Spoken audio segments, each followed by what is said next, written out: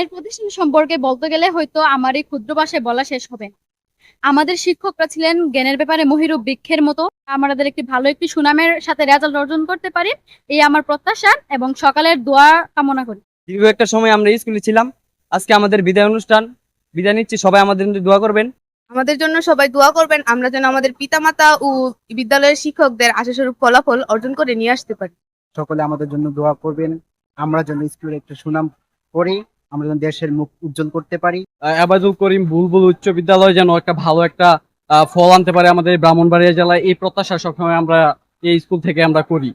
আমরা শিক্ষকরা আমাদের সর্বোচ্চ দিয়ে আমাদের শিক্ষার্থীদেরকে দিক নির্দেশনা দিয়েছি এবং লেখাপড়া করেছি।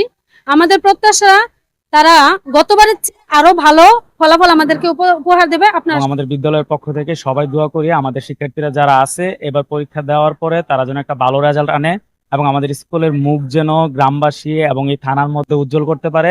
এসএসসি পরীক্ষার্থী বিদায় অনুষ্ঠান 2025, আমরা সবাই তাদের জন্য দোয়া করব যাতে তারা রেজাল্ট ভালো করতে পারে।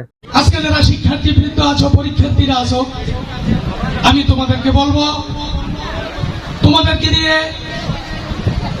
জাতি দেশ অনেক কিছু আশা করে। তোমরা দিন দিন অনেক দূর এগিয়ে যাবে।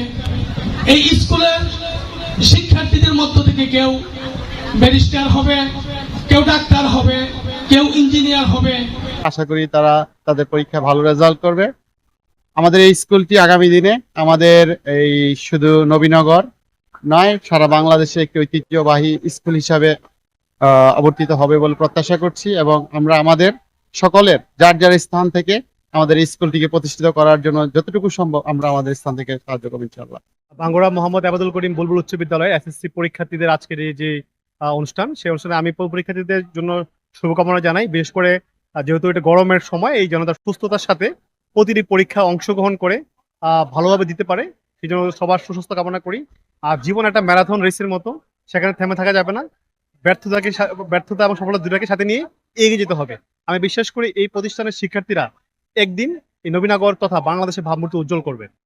আমরা আশা করি আগামী দিনে আমাদের যে 2025 সালের এসএসসি পরীক্ষা হবে, ছাত্রছাত্রীদের কাছে আমাদের প্রত্যাশা গত বছরের নেই না, তার চেয়ে বেশি জিপিএ 5 পাবে, শতভাগ যাতে পাস করে সেই প্রত্যাশা আমার ছিল।